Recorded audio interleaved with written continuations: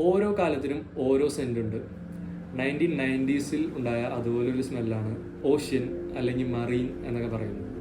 1951 Pfizer എന്ന company blood പ്രഷറിന് വേണ്ടിയുള്ള മരുന്ന് കണ്ടുപിടിക്കുമ്പോൾ ആക്സിഡൻ്റലായിട്ട് കണ്ടുപിടിച്ച ഒരു കെമിക്കലാണ് കലൂൺ. മരുന്നായിട്ട് ഇത് പരാജയപ്പെട്ടെങ്കിലും ഇതിനൊരു കടൽക്കാറ്റിൻ്റെയും തണ്ണിമത്തൻ്റെയും ഒക്കെ ഒരു കലർന്നൊരു ഫ്രഷ് ആയിട്ടുള്ള മണമായിരുന്നു. ഏകദേശം 20 വർഷത്തോളം ഇതിനാരും ശ്രദ്ധിച്ചില്ലെങ്കിലും പിന്നെ ഇത് പെർഫ്യൂം ലോകത്തെ തന്നെ മാറ്റിമറിച്ചു.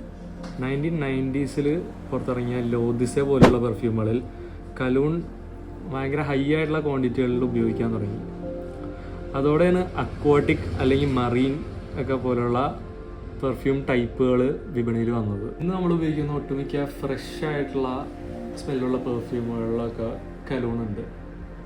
ലൂദിസെ, Acqua di Gio, CK escape, Profondo, Rasasi Hawas, DNG light blue എന്നിങ്ങനെ പല പല ഫ്രഷ് ആയിട്ടുള്ള സ്മെല്ലുള്ള പെർഫ്യൂമുകളിലൊക്കെ കലൂണുണ്ട്. ഇങ്ങനെയുള്ള ഫ്രഷ് ആയിട്ടുള്ള പെർഫ്യൂമുകളൊക്കെ നമ്മൾ ഓഫീസ്, ക്ലാസ് റൂം, ജിം അല്ലെങ്കിൽ സമ്മറിൻ്റെയൊക്കെ സമയത്താണ് ഉപയോഗിക്കേണ്ടത്. സ്യൂമി പെർഫ്യൂംസിൻ്റെ സ്റ്റോറിൽ ഇതുപോലെ ഫ്രഷ് ആയിട്ടുള്ള ഫ്രാഗ്രൻസിൻ്റെ ഒരു നല്ലൊരു കളക്ഷൻ തന്നെ ഉണ്ട്. അതിൽ ഇൻട്രസ്റ്റഡ് ആണെന്നുണ്ടെങ്കിൽ നിങ്ങൾക്ക് നമ്മുടെ സ്റ്റോറിൽ വന്ന് ചെക്ക് ചെയ്യാവുന്നതാണ്. ഇനി നിങ്ങളുടെ ഫേവറേറ്റ് ആയിട്ടുള്ള ഫ്രഷ് ആയിട്ടുള്ള ഫ്രാഗ്രൻസിൻ്റെ ഒക്കെ പേരുകൾ കമൻറ്റിൽ പറയുക.